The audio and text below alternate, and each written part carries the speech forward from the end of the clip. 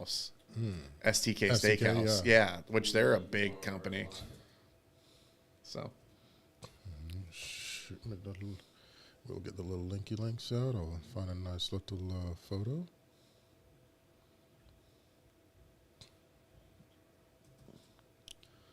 That's a good. I always end up. Thank you kindly, sir.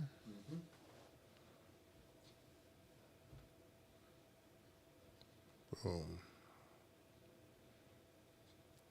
Got it. So yeah.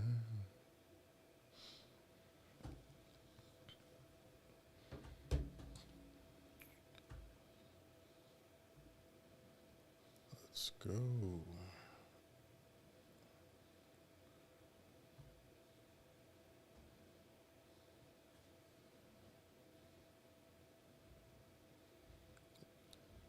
They're really hammering it away over there, yeah? It is episode 30, season 2. Yep, episode 5, yes, sir. That is, Turkey Gate. Turkey Gate. It's not a bad name, yeah? It's not a bad name. It's not a bad name. There have been worse things. And we're good on audio all across? Sounds and looks great. Okay. Always makes things better and easier.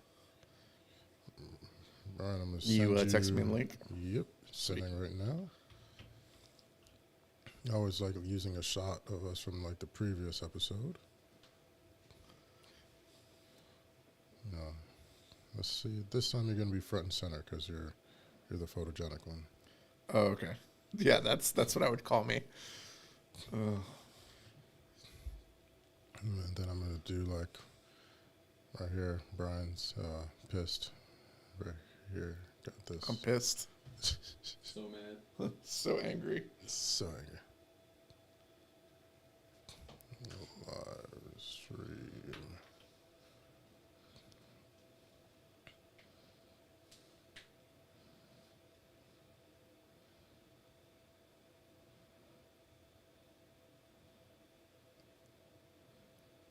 Boom.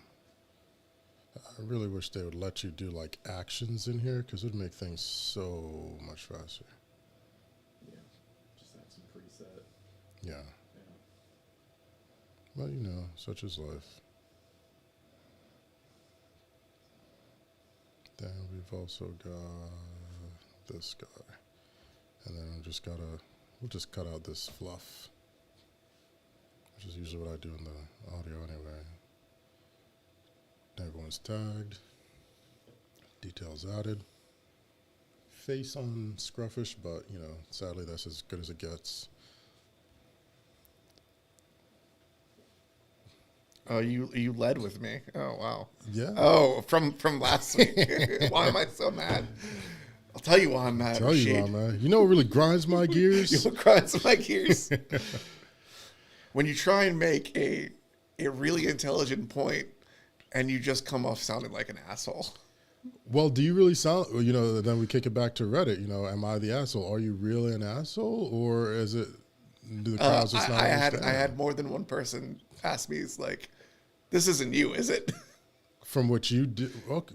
Are we going to get a backstory or are you just going to tease? Like, Okay, bad idea. okay, bad idea. when I've you got a bad idea Don't today, too. do an interview if they're only taking notes and not recording it on a tape recorder. We've got to get you some media training, brother.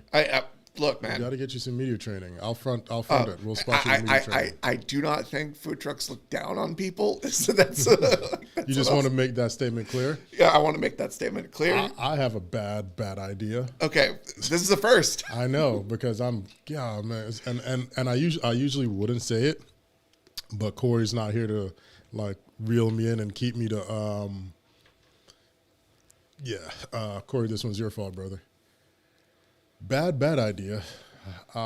You almost want to take a sip before. I got you. Salute. Down the hatch. How about you don't try to put a festival together and have someone run it who has absolutely no idea what it means to actually have people come to a festival? I feel much better about that one. Holy smokes, it's really slipping up. No, that is man. not. That is not it. That is not No, it. it's Sorry, not it, sorry, man. Holy smokes. Nah, you guys are fine. I'm sure. No, they're Holy Smokes guys. They had Yeah, it straight, yeah. man. We They've did done the a damn lot of thing. hugs for the cause things. They So have. yeah, They're yeah. making So a lot of yeah. difference, man. But brother, when I tell you that I've been going, and it's my podcast. Maybe they'll change their mind after if they hear this. I don't know if they do or not. I've been going through hell. Should I do my spiel first or go into the story? Well, this is the bad or yeah. This is okay. a good bad idea. No, okay. Well, This is the bad. So welcome should to we This Week in introduce? Barbecue. We're all a mess here. Let's go for it. I'm gonna do my spiel and then we're gonna get into it. Yeah. Yeah. All right. Let's do that part. Hey guys, my name is Rashid Phillips, and welcome to This Week in Barbecue. Joining me as always is my amazing host, Brian Hull, co-host. There it is. Yeah, You can be the lead in this one because No. I'm going Okay. off the rails today. And This Week in Barbecue brings you the good, the bad, and everything in between in the world of barbecue. And boy, oh boy, do we have some amazing news for you guys. Everyone and their mom is just getting sued. I think that's just the easy way to pick up a buck. Who knew? Yeah. And just my rendition of a bad idea. We've got some great little quick takes, little hot takes, a little hot and fast section. We're bringing that back. Just great little points we think you guys should just be aware of. And if you are listening, don't forget that you can also watch us. I don't blame you if you don't want to. But you can tap the join live stream that's on all the socials, or you can rewatch us on the old YouTubes. Link in the show notes. And you can watch us live on YouTube. And you can now. We're doing some stuff, and Yeah. you can see you might see a little change in the light, and we're getting there, ladies and gentlemen. Every episode we get a little bit better. So tune in next week, and I promise you'll be better than this one. But it's not then; it's right now. So let's get into it. My bad idea. Like I said, trying to put on a festival without knowing what it takes to put on a festival. It is. Of course, I just got a text from the oldest petty sister saying, I heard Rashid is getting sued by his petty sisters for defamation of character. I'll see you in court. And I'm telling mom. You're suing them for defamation I of character. should, Yeah, I right. should. Yeah, okay. It's, I'm dealing with an event that I'm supposed to be at. Yeah. And we've done a lot. We've done a lot. You guys see me gandering off Lee, who makes me look good and keeps me under control and tells me what I got to do and when I got to do it. It's we've suggested he's got free reign. It's we've done a lot of events. Yeah, you've done a lot of events. Yeah, I say we as a whole, and you get used to just like certain things are certain things when you are invited and Right. when you are sought after. I've never requested to be a part of, shocker, I've never requested to be a part of any of the things that people see me in, Right. even the show. Right. Yeah, they reach out to you. They reach out to me. And when that happens, if I say, hey, Brian, let's go get a drink, for me, that means like first round's on me at least. Right. Why would you invite me to an event and a festival to cook, to make the festival money? Hold on. Can I guess where this is going? No. Can I guess where this is going? No, this is not Jeopardy. You can't buy Vowel or Wheel of Fortune. No vowel buying, no none of that. I just want to see if I'm right. All right, go for it. Are they not providing you with the correct cooking equipment? No. They are providing. Okay. All right. Luckily, I they thought are this was providing. about to go get like really bad. Well, you have to remember, my cooking equipment is a shovel. Yeah. That's true. That's true. So, Yeah, there's a Home Depot and a stone's throw. So, yeah, that's pretty much it. Yeah. No, it's not that. It is, you want me out there, but then when I bring up the fact that I don't have any transportation to get from the airport to where I'm supposed to be, you seem flabbergasted. Like, what do you mean? Aren't you just going to rent a car or pay for an Uber? Sir and madams, that's a whole 56 odd miles from where I'm supposed to be. Do Uber estimate I'm looking clear over $100, which is next to nothing. Mind you, they're paying me next to nothing. Like if people knew how much Yeah. it costs to get me to leave the house, they'd realize by what their compensation is. It's like, we are so sorry we even gave you this number. Right. So that's happening, right? And I'm like, hey, ground transportation is sort of normal. Like if you want me to be at the event to do what you want me to do, I kind of have to be able to get there. Right. Now, in the past, it's been if we've ever had to Uber, they've given us Uber credit. Right. They've sent us a code to put onto our accounts, and we're there. Typically, like when we go to Denver, I typically travel by car service, not Uber. Right. They send a service to keep us around and safe, legalities, right? Pre-Uber. Pre-Uber. But, it's still, the world. But it's that, right? And because of that, I'm finding I have to clarify everything. My one ask, really, is two, but my main ask when traveling is first class. I'm just shy of 6'7". I eat up a lot of space. I've been on majority of the seats on planes. I know where I fit comfortably, and I know where I don't fit comfortably. What you dictate as legroom is not what I dictate as comfortable. No, and they've gotten worse about it. They really have. And when I tell you initially what it is, because all of this is given before they accepted, they said, yeah, we can cover it all, right? So if I tell you, Brian, I want steak and potatoes, and you give me a sloppy Joe with tater tots, technically, yes, it is still beef and potatoes. But that's not what I asked for. Right. Don't try to make it seem like I'm asking for a lot when you guys came to me, you guys agreed, and now we're like whatever time frame, because there's so many that we have to be at, and you're dropping the ball like Falcons at the Super Bowl. Because that hurt. They hurt me, so I have to hurt them too. They hurt me. I erased that from my memory. Well, now it's back. It lives in my head. I don't even root for the team anymore. No one roots for the Falcons anymore. The Falcons don't root for the Falcons. I still see people repping the swag on Instagram. No, and someone said Nova Scotian. Why does this sound so entitled? You know what? Because I worked hard for it. That's why. Well, okay. No, I'll run. That's why it may sound entitled, because I worked hard for it. Right. The career of what I did doesn't start when you find out about me. No, I've been working very hard at my craft for a very long time, and I'm very humble and appreciative of all the opportunities that I get. But one thing I will not do, and one thing I learned, is I'm not going to lower my standards to fit your budget and to fit your expectations. Because if I came after you, if I was, sought you, completely different story. Or better yet, if everything was fully communicated at the beginning, completely different story. But it's not a sense of entitlement. It's a sense of knowing one's self-worth. And I hope that one day everyone else gets on that, because the thing that I absolutely hate when these things happen is, do not tell me what other participants are doing or not doing. I don't give a damn. Right. I don't give two shits. That has nothing to do with me, because you put me with them with a shovel and a match, and I'm going to roll their ass every single time, because I know what I know and I know what I can do. So just because other participants aren't asking for it, maybe they haven't been aware of their self-worth yet. Maybe they don't realize how valuable they are. Perfect case and example. Hey, don't hang around me too much, Brian, because you're going to mess around and believe in yourself. All right? That's one of those things with me. It happens with everyone around me. So it's I keep it to private Instagram chats right now. That's true. That's true. That and I love when your mom messages me. It always makes my day. Not even like your mom. No, like legit. It just makes me smile so much. No. Okay. Okay. I'm gonna say a terrible word that people need to get out of their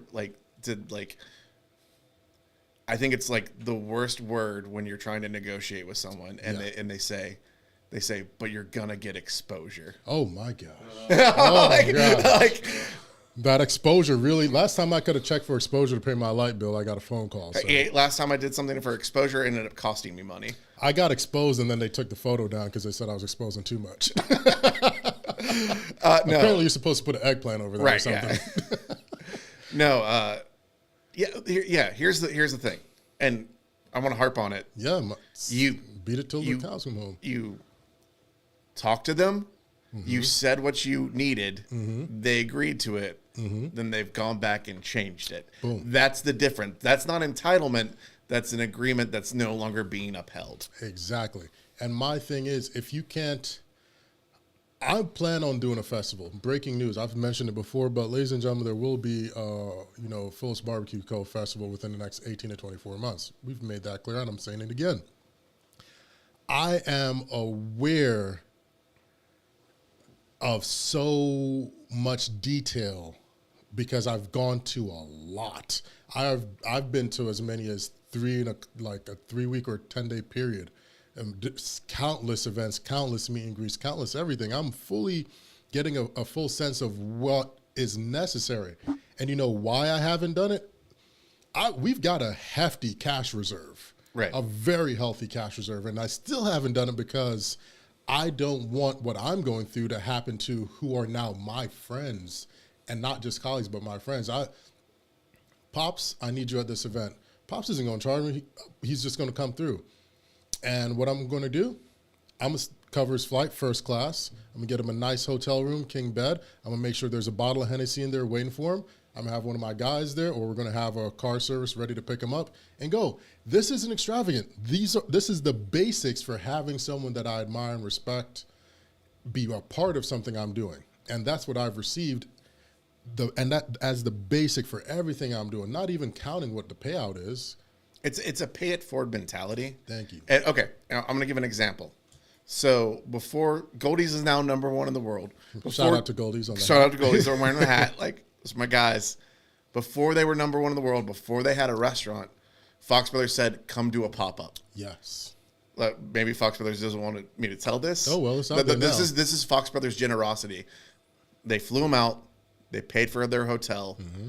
They provided all the proteins, and then they gave them all the profit to help them get to where they needed to be. And that's just common courtesy. I can call Rodney right now with a question. He'll answer. I'll call Pops right now. He'll answer. Horn, Sam, Tuffy, any and everybody. Go through your top tens. It's all there, and it's respectful. I've never met any of them without flowers for them. Right. Just because that's just how I get down. So I'm always going to bring a bottle of Old Gentleman Jack for Rodney. I know how he digs it. I'm always going to have some Henny for Pops. I'm always going to have a nice stick and some nice Uncle Nearest for Matt. Just because I respect and appreciate everything you guys do. Just basic level stuff. And I think that's where a lot of people have lost insight as to what it means to be appreciative of someone giving your time. I'm flying up on my birthday. I'm there Wednesday, Thursday, Friday, Saturday. I fly out Sunday. I'm going to land, and we're going to be right back at this table talking about the experience. That's going to be a fun chat. Oh, boy, it's going to be a hell of a good one. So you'll be doing that. I'll be coming off my back-to-back pop-ups. Yeah, I remember those. Luckily, my second one is a single item. Smart move. Yeah. No, but that's what's going on, and I can't say that it's ruined my birthday because I'm already, retrospecting and looking back on my birthday from now. But this whole experience is one that I will take, like how I met a certain person that I've made sure from meeting that person, I never make anyone feel like that meeting me. Right. This is the same thing that I'm getting, that when I do my festival, no one on my roster will ever go through what I have to deal with. Well, hopefully, right now. Okay. I had to email. Sorry to cut. I had to have Corey emails like, bro, please make sure we're not playing big spoon, little spoon, because the way the ball's been dropped on everything else so far, I really want to make sure we don't get there and it's a one bed. We're doing head to toe, and I told him, it's like, hey, if it's one bed, bro, you better little spoon up. All right, it's all big spoon energy over here. Hey, man. Put that in show notes. Big spoon energy. Big spoon energy. Turkey Gate. Turkey Gate. Big spoon energy. No, hopefully this is just okay. What you're going through. Hopefully this is, growing pains and a learning curve. And when they do round 2, they learn from it. Yeah, don't call me for round 2. I'm like, don't. Wow. Okay. Don't call me for round 2. All right. I will advertise. I will support from the sidelines, but that's not no, because I'm telling, and it's not even about money. I could stay home and make what I can make what they're right paying me before we finish this damn live. And I think, and they wanted to harp on that. I was like, you guys, that's just stupid. They wanted to harp on that, and they wanted to harp on none of the other people have asked for it. Okay, majority. I think some of your lists are local. 2, I don't give a damn. Right, it has nothing to do with me. None at all. I'm not negotiating their stuff. Again, they agreed to it up front. They did. If they had said something up front, that's a totally different argument. Completely different argument. Yeah. Whole different story. But that has to be our longest good idea, bad idea. All right. Do you want to answer a question or get into news? I feel like we got you roll the news. I'm gonna pull up the questions. Okay. All right. We're gonna make it do. Before we get too far into the news, Brian, will you wipe down your glasses? Oh, are Got they a little fogging up? smits. There's, maybe just a fingerprint or two that I'm picking up. That you're picking up. Jesus. All right. That's I've been inside of a smoker all day. There we go. Yeah. Oh, yeah. Yeah. There we go. Yeah. Yeah. So I apparently wasn't ready. We don't have a makeup department. I've been trying to get hair and makeup for years, and they keep telling me ain't nothing they can do. so All right. Well, okay. So if you're listening to this live or watching this live, Troubadour Fest is tomorrow. Yes, it is. Yeah. So you can still get tickets. You can. You can buy online tickets till 11 a.m. and then they get more expensive if you go to the gate. Okay. Yeah. Nice. But so Troubadour Fest is actually the first stop of the Hoodoo Browns Big Belly Tour. Oh. Yeah. Okay. So Cody Sperry, hopefully I pronounced it right. That's the owner and founder of Hoodoo Brown. He is touring the country and going and cooking their famous crispy pork belly dish at a bunch of different spots. Nice. So they're hitting some spots in Texas, Minnesota, Arkansas, Atlanta, Louisiana.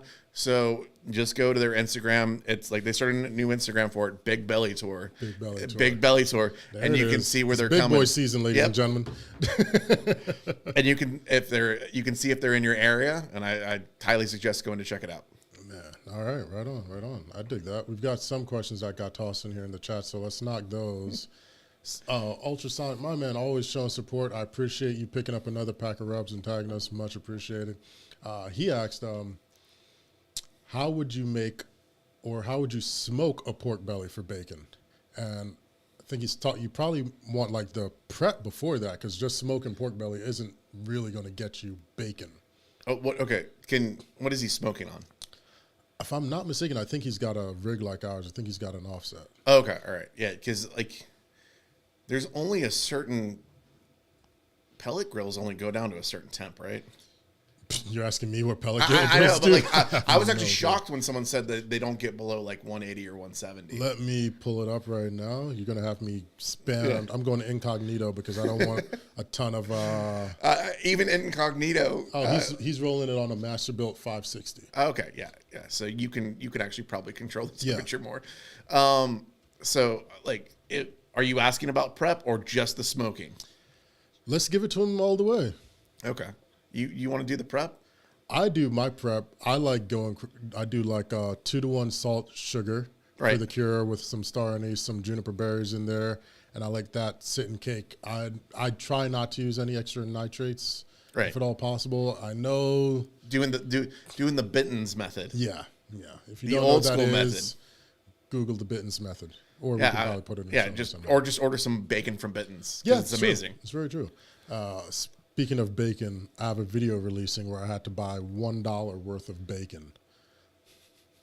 So did you get like a quarter slice? I was actually able to get two semi-thick slices. Okay, I all right. think they hooked it up, but that video is coming soon, and I'll run that by at the end of the video, at the end of the stream. But yeah, that's my prep, and I let it cure, and also I make that set on a mesh rack, so all the extra moisture drops down, because you don't want it sitting in the moisture, because it sort of defeats the purpose. And then I stop, flip it, do the same thing all over again. And actually using like a baking rack or a mesh rack on the smoker is not a bad idea for No, bacon it's not. either. Not at all. Yeah. Not at all. So I hit prep. You do the rest. So you want a lot of smoke without fully cooking it. Lots. So you want to be cooking between like 140 and 160. Right. And Would you like, recommend green wood for this lot of smoke, or would you just say, keep an ember and manage your airflow? You could go either way. I know a lot of people that like to get like it's almost down to coals, throw a thing on, like throw a big log on there and then close it down and let it get super smoky. Yeah. I prefer to get some coals and go with like a small log and kind of control it. That's just like my style. Yeah. And I just want to interject.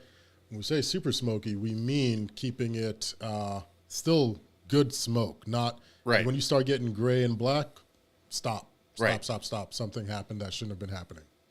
Well, and then also if you're using an offset, really like what you're doing is you're closing down your intake, but you're opening your exhaust. So it's like you're getting a fast moving smoke, but it's just super smoky. Yeah. So it's not lingering over the protein super long. Exactly. So he's on the 560. If I were you, I would definitely roll it on the top rack, not on the lower grate. I'd even go as far as setting it at 150 and then putting in a water pan in there as well. I would start the base with like the first layer. So I think I've shown before how I set up my box on my master belt. Each 4 corners has a split of wood, and then my coals are in the center. But for this method, I'd probably go very heavy on wood, almost half, and then just a little bit of coals, just so you have enough to burn, and just let it ride. And then what? I haven't looked at I haven't made bacon in a while. Were you pulling it like 140, 150? Yeah, I do 145 and let it roll over. It'll usually creep to 150 and rest. Yeah. And then rest, and then slice up the next day and have some bacon. And enjoy the best bacon you possibly can, that homemade. Thanks for that question, brother. If anyone else listening has questions, we've got Lee checking the chat, we've got me checking the chat here, and we've got questions you all submitted. So drop those questions in the chats wherever you're watching or listening. And you got me just being me. Just being you. I'm just here. I'm just here so I don't get fined. You're the eye candy, man. What are you talking about? No, don't even start that. You were talking about teasing videos. Oh. Did you show him anything? I haven't shown him that yet, but I can show him talk about what Corey and I did. So I told you my whole issue with what really grinds my gears are those fake chef $10 meals. Yes. Where a chef goes shopping, buys like, a leg quarter, then goes home and uses $400 worth of expensive ingredients. Okay. And Joshua Wiseman, we love you. Josh is the man. But Yeah, saying that you made a single serving for like $3.50, yeah, that's not real life. it's not. But he's pricing it out as to he's doing restaurant math for Right. home cooks and consumers, Right, yeah. which I understand he's not wrong. But it's not the same. It's not the same. It is. As far as sharing recipes, you're gonna have to wait for the book for that one, my friend. And we do have something else coming out where some information will be on that. We can't speak on that yet. But going back to the video, so I saw a chef spend $10 to make paella, and I was like, "There's no way on the face of the planet." So yeah, There's no way. did they get a single strand of saffron? So I saw that, and the first thing he did after he went shopping to get the shrimp, he was able to get basic ingredients. Like he got chicken and shrimp for like $8 and something. Then he went home and pulled out like a $60 bottle of saffron oil. I was like, what? So Because everybody has that at home. technically I do, but still, it's different. So I saw that, and the comments, people felt how I felt. I was like, I'm not knocking what he did. It's still a great dish. It looked amazing. But I said, someone out there probably got their hopes up and really thought they could do this. Right. And I wanted to fix that. So we started a $20 cooking challenge. And we filmed a couple of them this week. And when I tell you, all the dishes you see were made for less than $20 and used only the ingredients we bought. When I say only the ingredients, I mean down to the salt. You included salt in the price. Yeah, everything. I did. If I did not buy it with that $20, we didn't use it. We filmed the whole thing. We filmed a huge series about that, and it was. I'm very happy. We made bolognese. We did surf and turf. We did steak and eggs. We did all types of dishes. Very entry to using some techniques, and I'm really looking forward to getting the feedback on it once we get it all cut and put out there. But every single one, the meat, the starches, the veggies, the flavors, the spices, the oils, all in the $20. Did you include the bourbon that you were drinking on the side of the $20? No. Okay. No, all right, but it is. I just wanted to double check. But that's the perk of making the video. It is. But it was only stuff that went in, and like it's stuff that anyone can go to the grocery store and get. It's stuff that basic cooking knowledge gets you doing. So I'm excited about that part. I think it's going to help a lot of people because when I announced it on TikTok, I had someone message me saying, hey, I'm a single mom of 2 boys, and it's hard right now, and she's tired of feeding them like your box mac and ramen and she's just wanting something different, I was like, I can relate to that. I'm hoping that it helps someone like that. And even if all of this production, all this work just helps one person, I'm Worth in there. it. I'm in there all day, every day. So, yeah. Julia, yes, I do love Mexican food. While everyone was making bread during COVID, I was practicing making tortillas in God knows how many ways. But it was a good time. Should we just go to a question? I think we Or can. do you want to do the news we've teased? Which news? Which one? The title tease. Oh, yeah. Yeah. Let's go for it. Okay. Let's go for it. You lead, sir. I hope you're ready for Thanksgiving turkeys. Yes. All right. So Daniel Vaughn posted an article. We've talked about this before. But it's kind of getting in the news on why if you go to some barbecue spots, you're not getting turkey right now. Yeah. I didn't know the extent. Last I had heard is 1.2 million birds. And it was 5.4 million birds that because of the avian flu that they basically had to put down or remove from circulation. Yeah. What this is impacting is it's going to impact, especially if you like to buy a turkey that a restaurant makes, the price is going to skyrocket if they even take the time to make it. Yeah. Daniel Vaughn interviewed Evie Mays. Shout out to Evie Mays. Yeah. Gotta get me a hat. And they were talking about how they're not going to do turkeys this year because the only turkeys they could procure were in the 20-pound range. And the only way to make a profit off of those for the labor and everything involved is they're going to have to charge $150 per turkey. Wow. Yeah.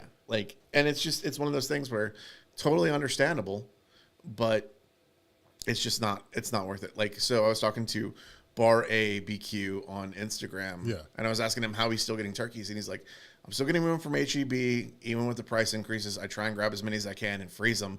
But he's up to $32 a pound on turkey. I mean, it's great that people are still paying it and they're understanding. If you're still if people are buying it, that's great.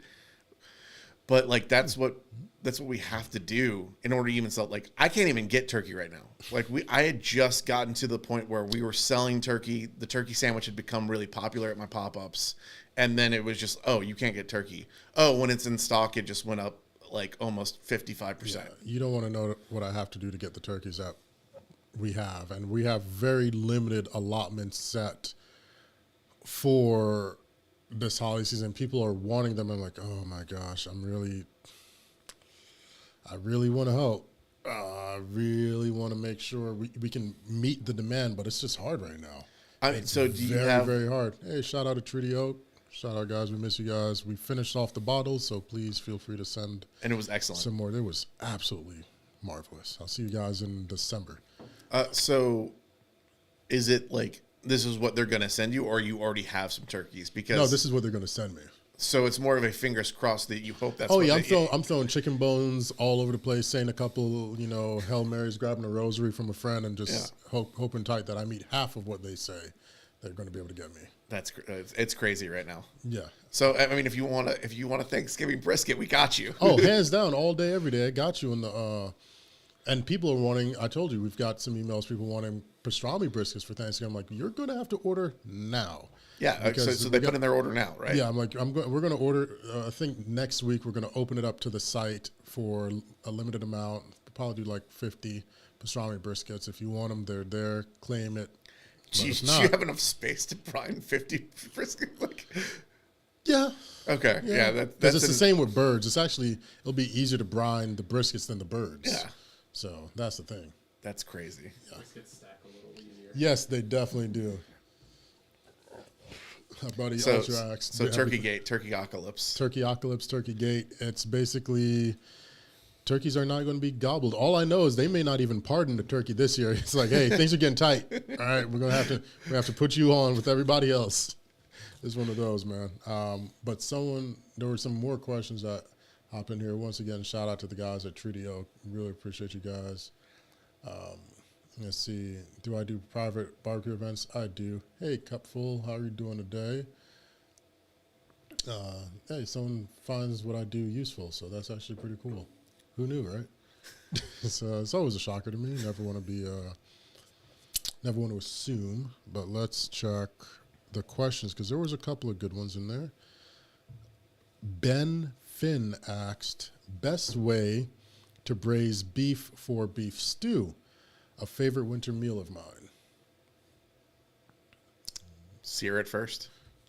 Why would we sear it? You gotta explain. I what mean, it is always sear it first. okay. So you get a crust, you get some Maillard reaction, you get some flavor, and you build some fond on the bottom of the pan that you can, so you can scrape it up and get all that flavor in the braising liquid for the stew. Cool. I'm gonna go one step ahead or behind, just depending on how you get down with it. If you're gonna do a stew, when I do them, I love doing a stew in a cast iron / Dutch oven. Oh yeah, Dutch ovens are the best. It holds, like some people use like those Pyrex containers or like those bake type things. I prefer to use something that latches onto heat a fair bit more because that cast iron is going to hold that heat and you have that hot stew inside just radiating it more. So it's going to stay hotter longer. And if you need to, for some reason, pull it sooner than you need to or want to, you've got that carryover that's constantly perpetuating and building itself in there. So I say that because I just got a new 8-quart from Bare Bones. Okay. Absolutely love it. Did some clams in there. I'm gonna do some different beefs and stews in there as well. And I'm just like, yeah, this thing works. It's durable and it doesn't weigh a ton. So check that out. That was a good one. Yeah, I mean, like, what kind of liquid do you like for stews? So I try to make my own stock if Right. at all possible. So just depending, like if I'm doing soups, I always keep chicken stock on me. I always keep beef, like when I do beef ribs or do pastrami and I do any trims, I save all of that, render out the tallow, cook down, make a stock out of it. What did I do? I just did a video that'll be coming out where I did my take on Asian-inspired Serrano sweet chili prawns. And I saved all the shells and I cooked that down to make a fish stock because I want to make some pho next week when I get back. So, Well, I was going to say, if you're not making your own stock, when you go to buy broth or stock or whatever, make sure you buy unsalted. That way you can control your salt level. very big fact. I think that's like honestly one of the most important things is don't even go for the low sodium. Unsalted only. Just like when you're baking, unsalted butter. Unsalted butter. Unsalted butter. You want to be able to control your salt levels. No, I agree. I'm going to interject for a quick hot and fast. Remember, guys, we mentioned it before, that Brian Furman of Brian Furman Barbecue is going to be back at Harvard teaching the thermodynamics of barbecue, and that is going to be occurring on October 18th, day before my birthday, so I'll actually be able to catch it. I thought I'd be traveling that day, so I'll actually be able to watch the live myself. So I'm really looking forward to that. And they are live streaming it, right? They are live streaming it, and we will put this link of us talking about it in the show notes. But when it airs, we'll make sure we broadcast it on all the channels, all the stuff. So I might even get Brian to put it on his page too, if he's not too ashamed of me. Ooh, this one is a nice one. I'd like to know this actually question from you, buddy. This is from Running Girl. I love traditional Thanksgiving food, but what is your favorite dish to make that day? All right, I have a story About the time I fucked up the mac and cheese. Okay, that's And gonna my be a sister, good story. so my sister doesn't give me anywhere near as much shit as your sisters give you. Give it time. Yeah. No, we've had that. We're past that now. Okay. Well, Yeah. No. Oh, there's an end? There is an end. You just gave me hope. That's what I'm here for, to give you hope. You just gave me hope. I thought it never ended because it hasn't. No, so there was one year that we have a recipe that we like to use. Okay. And for some reason, I was like, let's add some Velveeta. There you go. Messing with stuff that's already perfect, man. And it wasn't. My sister Ashley will say it was bad. It wasn't bad, but It wasn't bad. She'll say it's bad, but it wasn't. it wasn't bad. It wasn't bad. The problem was it took a pretty heavy dish and turned it into a coma-inducing dish. It's a dish. Oh. You know what I'm talking about? Where a dish is so heavy that you eat it, And you're just like, and I'm I done. just got to take a nap. You push the plate away, and you're just like, oh. And honestly, like the way we do mac and cheese, and it's the way I do it a little different for the pop-ups. I don't change it that much, but it's kind of right the way it is, and I shouldn't have messed with it. I regret it, but the more you know. yeah. But mac and cheese. That's for me, it's mac and cheese and green bean casserole. I got to have those two dishes for at Thanksgiving. That is definitely like green bean casserole is not on my list Okay. anywhere. But also, Green bean casserole is also a very white person dish. I wasn't going to say that. I was going to say I'm from Jamaica, so we didn't really do No. Thanksgiving like that. It's a very white person Midwestern It's dish a very caucus dish. The caucasity of it all. from the mountains of Caucasus. Oh gosh, this is actually happening right now, which is the Grow That Get Down happening. Shout out to Doc, but it's one of those. Also, just some news and stuff. But you didn't say your dish, my dish. So we would have it would be a whole day of eating. right? Like you wake up, we have ackee and saltfish. Probably for lunch, run down to the spot that my grandfather rented, and I'd get spicy beef with cocoa bread and a pineapple D&G. Then later at night, after that, I'd be out on the boat with my grandfather. We'd go catch some red snappers, bring them back. Grandma would clean them. She'd already picked through the grains of rice, had that going with the peas, because they were probably in the pot in water the night before. And we'd have fish. We'd have a lot of seafood. We'd have crab. We'd have fried red snapper. And that's still some of my favorite stuff to make. And that's what I'm hoping I get to make this year. Granted, I don't know where I'll be for Thanksgiving. I forgot. I think I'll just be coming back from Charleston. But that's my home dish, because something about that fried red snapper, that escabeche, that the tanginess of the vinegar, the spiciness of the Scotch bonnet pepper, it all just works well for me. It's one of those hey, I'm a kid again type of thing, I love dishes like that make you forget that you're an adult and you go back to that moment where you're like, hey, things were simpler back then. See, that sounds a lot better than watching the Detroit Lions lose. Yeah, a Thanksgiving tradition like no other. Someone said, we appreciate the contribution of broccoli casserole. Y'all can keep the green bean ones. Hey, wait. When broccoli casserole, are we talking the broccoli cheese and rice casserole? I think probably. And then someone said chicken and dressing. Chicken and dressing. Chicken and dressing. So when they say dressing, do they mean stuffing? No. There's No? a difference between stuffing and dressing. I'm not All right, sure that's that difference, but I know there's a difference. I don't know the difference. So somebody run that through. Oh, no. Okay. Dressing. Okay. Correct me if I'm wrong. Eviscerate me on chat. Dressing. They like you more than me. Dressing is where you make it outside of the turkey. Stuffing is where you actually stuff it in the turkey. That's the difference. People make it outside of the turkey? Yeah, they just bake it in a dish. No, that seems like cheating. No, it's great. No. I think dressing is honestly the most underrated. Why skip all the flavor, though?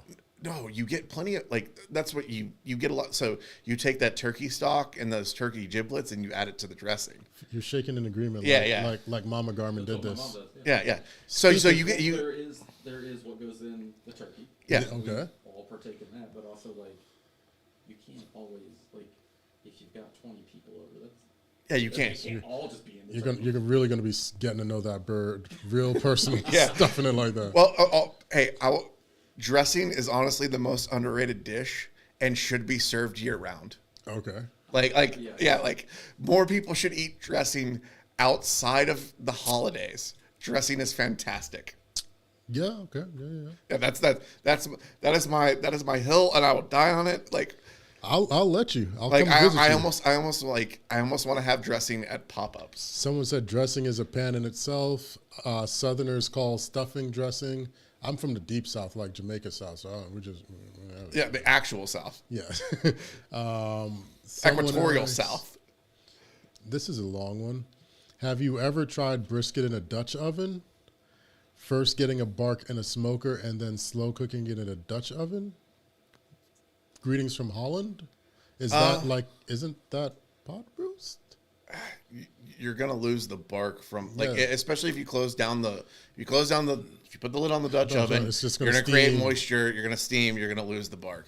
I mean, I'm interested. Hey. Like, I'm not trying to knock it. I'm just trying to understand as to why you would use that method, because you say you get the bark on the smoker, so you have the smoker. So why would you purposely finish it in the crock pot right. or Dutch oven? I don't. Now, if you want just the smoke and you want to break and Yeah, then you like want maybe a stew is what he's talking yeah, about. and then maybe? braise it. Okay, Yeah, I then could see totally, that. I understand it. But like if you're going for a bark, you're gonna lose the bark by going to the Dutch oven. Yeah, definitely. I mean, look, bark's got that bite. Man. have you ever when you first started? Did you ever start the brisket on the smoker and then finish it in the oven? You never did that? No, because I wanted to know what would happen. Like I just wanted to understand the whole process, because I'm not going to have an oven with me, but I can usually always tow my rig somewhere. Right. And that would screw me over dialing that in. I like splitting what I like the laborious side of it, because it let me realize and learn, at least in my head, faster. Like, okay, you did this, put it to your cool spot, and then crank it. So if I'm rolling at 250, 270, after it's wrapped and it's ready, I can move it to the slightly cooler portion and then crank up my how much fuel I'm putting in, open it up so more airflow is going, so that fire is roaring, and I do a dance. You shift it around a bit, and I think that's the misconception. I know we joke back and forth about your upside down ribs, but it is perfectly okay to move. You shouldn't flip your ribs, but you can move them. You should flip your You should ribs. flip your ribs. Someone's told me to let you be great. Let me be great. People like you more than me. I think there's really only one person that's like adamantly against flipping ribs, and it's not you. It's actually not you. It's not me, but it's all jokes here. Well, so actually, I cooked some ribs yesterday, and I didn't flip them. Dang, didn't it But feel right? I don't flip I don't flip St. Louis. You shouldn't flip any of them. No, you gotta flip spares to make sure you cook the membrane enough. You gotta take the membrane off. No, you leave membrane on spares. Hey guys, we are looking for a co-host for This Week in Barbecue. Please feel free to submit at thisweekinbarbecue@gmail.com. I wish I had control of that email. We actually did get some emails in from co-host there were applications. people who actually submitted. So hey, just so you know, other people would like to hang out with me weekly, drink bourbon, and talk barbecue. I do appreciate the bourbon. Pine Girl, thank you so much. I really appreciate the kind words. The meatball recipe, I'll make that happen. That won't be specifically for you. You'll know it when you see it. And as far as being over in Charleston, that is in November 19th, November 19th, yeah. Yeah. November 19th is when that will be. It's for the Holy Smokes Fest. They do still have tickets available, which you can purchase. So hit them on the old Instagrammies or quick Google search, and they'll take you to what you need. But a lot of people have written in just saying they appreciate, our banter, and that they are learning a lot, and that their skills have increased. So for you guys, seriously, if you have questions that we don't get to here, you want a question answered live on air, just submit it to thisweekinbarbecue@gmail.com. Yeah, maybe you'll let me join you at Holy Smokes or not.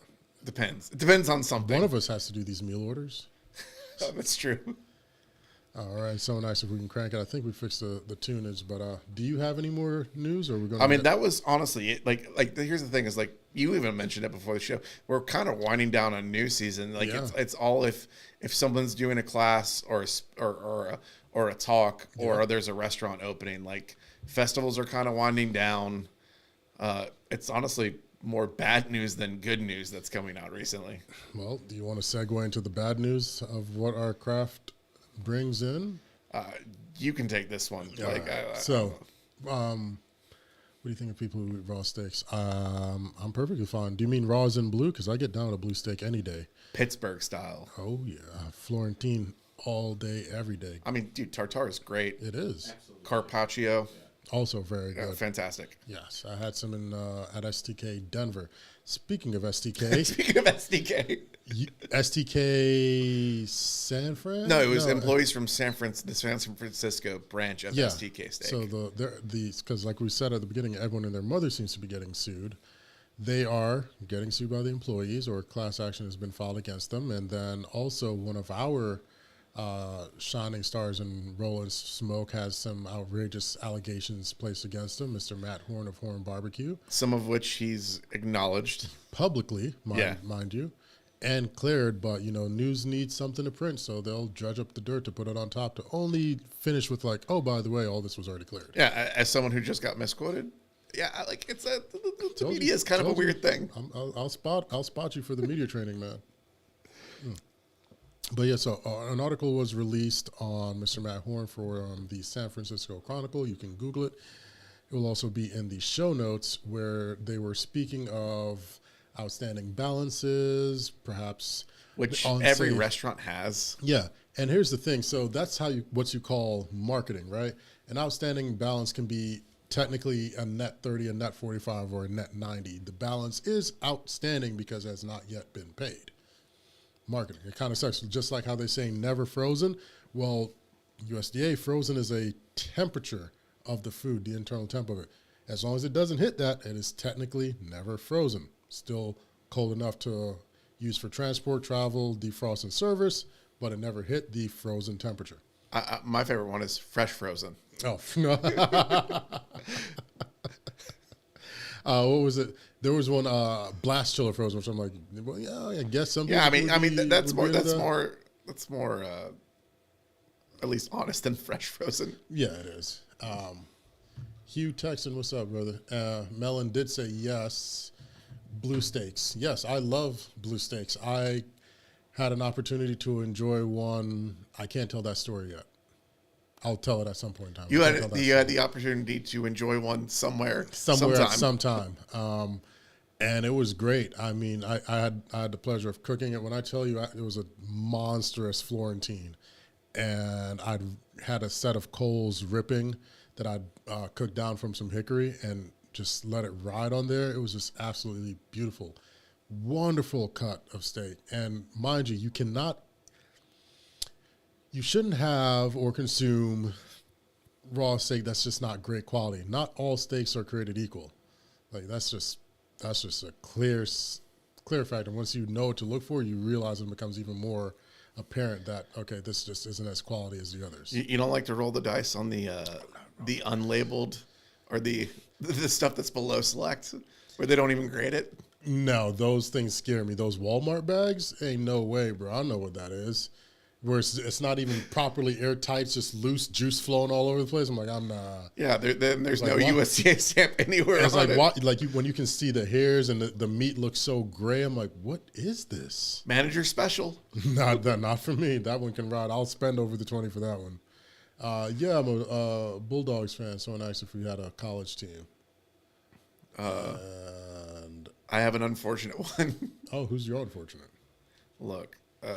It's not going to make the Bulldogs. It's not going to make the Bulldogs fan happy. Is that all? That's all I'll say. We'll end it at that. You're always so political on here. Who's going to get on you? It's just us. We run this.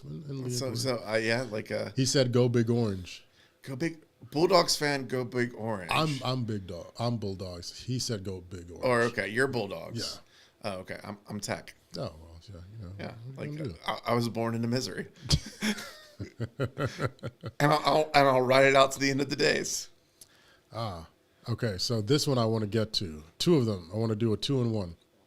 We'll start the first half. It says, when smoking a prime rib, do you keep it S&P or do you get fancy? Also, reverse searing over coals. You want to lead on it or no? I mean, so the first time you do it, you should always just try and do salt and pepper and then expand from there. Okay. I mean, so I just use my rub, which you got to try actually. Yeah, it's a great, So salt, pepper, granulated garlic and onion. Why do I emphasize granulated? What's wrong with powder? It's 99 cents at Walmart. Do you like your rub turning into mud? Yeah. Turns into a paste. Yeah, it turns into a paste. Yeah. Granulated, it's granules. It has size and texture. Yeah. it's not going to turn into a paste when you apply your binder. Yeah. But so like, do you bind for your? I don't primes? like. I honestly don't bind for anything. Okay. Like there's a reason to bind. So it like say you're trimming a brisket a couple days ahead of time, you're gonna need to use a binder to get it to stick. Yeah. But if you're trimming a brisket and seasoning it, or ribs and season it with like honestly within a day, you really don't need a binder.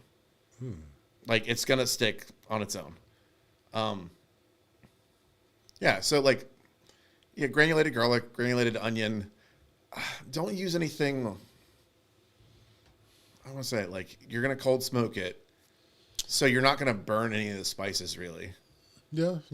Well, it's not cold smoke, but Yeah, you're it's low. yeah. So you don't use a binder. I do use a binder, Right. but the binder I use for intentional cooks, like when I'm doing pastrami, I don't use my. You've had my mustard, Right. You know, it's not like your regular mustard, Right. So that's the mustard I use for my binders when I'm doing briskets for events, when I'm doing prime rib, because I made it intentionally to leave a trace. Majority of binders, your mustards, your mayos, that's your plain ones that people use for binders. Yes, people out there do use mayo. I don't judge. Don't leave a trace. My mustard leaves a trace and leaves a taste, and it's part of the profile. And I don't know if I'd say I get fancy with it, but, you know, some salt, pepper, garlic.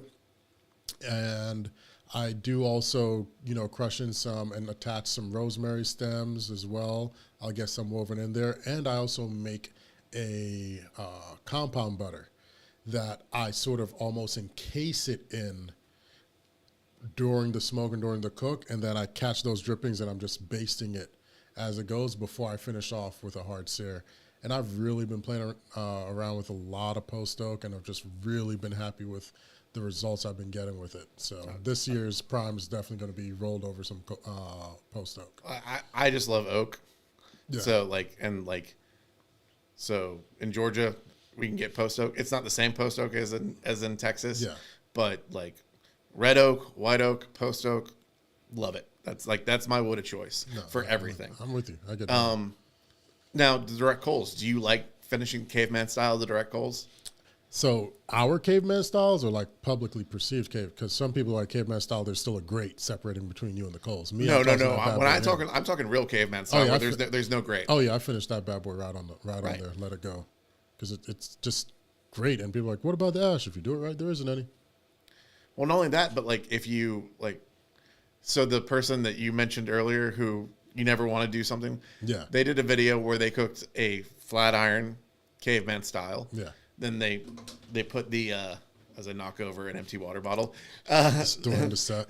the things you see if you're watching the live stream on YouTube.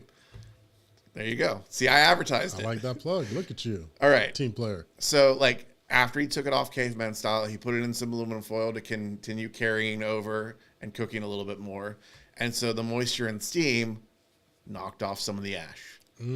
So you're like, you're not gonna get an ashy steak. No one wants an ashy steak. Just keep some basting liquid around. Keep Just it keep nice some and basting moisturized. liquid, yeah. Keep it nice and moisturized. Let's see what we've got here as well. There's a couple more that were holiday related that I want to make sure we can at least help a few people with. Don't put Velveeta in the mac. This- That's my holiday. Yeah. It's my holiday advice. Okay. One of the sisters was actually nice and asked 2 questions, but I'm only going to read one. Top 3 favorite sides for entertaining. I guess I have to ask because it's family. You want to go first? Family. And I'll just run through what I made them last time. I made them cornbread macaroni, and my nephew demolished it. He ate his aunt's portion, which always makes me happy. And then I made my smoked 5-cheese mac. And if I'm not mistaken, I made some fresh naan just because when you come over, it's a meat fest. My brother-in-law doesn't eat pork. So it's a lot of beef and a lot of chicken. So I did like pastrami, ribs, pastrami, brisket, traditional brisket, jerk chicken, oxtail. So it's a lot of stuff to sop up, you know. And I believe last time I did do the smoked mac and Parmesan mac and cheese. So I know that's more than 3, but that's usually what I make when they come to town. So it's a lot of food. So It's the white person in me talking. Roasted Brussels sprouts. Oh gosh, we're going back. Yeah, I Okay. mean, no, I mean like this. It's thought the you most. started It's off the, with it's the most generic white thing I could say is roasted Brussels sprouts. Fair enough. Like roasted garlic goat cheese mashed potatoes. Okay. Yeah, I think that does really like if I'm cooking for some friends, like that's honestly like a requested thing that they want me to make. And then so when my sister comes in town, she'll usually go get some golden beets Okay. and some like roasted golden beets with some like feta and some like fresh basil and stuff. You Like doing that in the colds or an oven? no, that's just an oven. Okay. Yeah, like yeah. I've tried smoking beets before, and I need to go back on like a better smoker and probably a higher temp. They just came out too smoky. But honestly, yeah, I think taking some beets and just throwing the whole thing into like coal and coal roasting them, that would probably be amazing. Nice. We have Jay Spear who asks, "Do I do stuffed jalapenos?" I actually did a great recipe with Masterbuilt where I did a reverse stuffed jalapeno popper. Used like a nice stuffed it with jalapenos, pork belly, and it was wrapped. Had bacon instead of bacon. Had pork belly in there. Chopped up jalapenos. I think I used ricotta and parm and wrapped it in sort of like almost like a Pillsbury-ish type dough and smoked those off and baked them. Really good. One-hander, party favor. So, actually, funny enough, shout out to Thomas Neesmith. Okay. Yeah, helps out with the pop-ups. Shout out, Tom. Yeah, and so I gave him chopped brisket. Okay. And he made some armadillo eggs with some jalapenos, chopped brisket, and then he made it his own breakfast sausage for the outside, and he had some fermented honey or like garlic honey that he used I like love this stuff. yeah. So he used that in the sausage. Tom's make like an amazing stew. Yeah, He'd make an amazing stew. yeah. Thomas is awesome. Hands down. Yeah, but those armadillo eggs were fire. I think the Instagram has kicked us off. So if you can't see us, hopefully you guys on the YouTubers can. I don't know. What I said to him. Instagram kicked you off. Yeah, We've been on yeah. here too long. There we go. Are we back? I don't know. I think we're back. We'll see in a second, but it kicked me off a second ago. Maybe they'd, what are we running at time-wise? We are at 1 hour and 2 minutes. Oh, wow. Well, it's time to rein this bad boy in, yeah? You want to do one more question? Let's do one more question. Yeah, then we call it quits. Let's see here. Ooh. Are you making them strong? No, not doing that one. Are you making pastrami for holidays? You haven't answered that yet. I did say we're going to put some of them out there. We'll do two because both are relatively short. Best way to add a hole on a belt to a leather apron, shedding weight, and shedding some love handles. Congratulations to you for losing the weight. Right on. I definitely dig that. If you are trying to add holes to a leather apron, you can go to like your local Michaels or Hobby Lobby in the fabrics department. They've got really cool hole punchers that they use, and they'll knock it out for you. It's definitely better than trying to do it at home. It will give you a cleaner finish. Honestly, you can buy one of those hole punchers for not that expensive. From Yeah, Amazon they're not at all. Yeah. If you can find a small one, yeah, definitely probably get it at Amazon. No, I mean they make specific ones for belts now. Oh, cool. Yeah, And this one's from Pink's Barbecue. Have you met the guys from Pink's? I haven't yet. There's some cool cats. They're here. They're in, I think they're down near Miss Tina's side of town. I think that's Okay. Canton. So up, or no, actually Down. west. Yeah, west. West of us. Yeah, from here. And they asked, how do you reheat your brisket after they've rested? Do they? So I'm assuming that they're talking about like, so you don't like if you're resting just before service, you don't reheat. Yeah, that's But the goal is to not let it go under 140. Although USDA did just change their guidelines, so you can actually let it go down to like 130.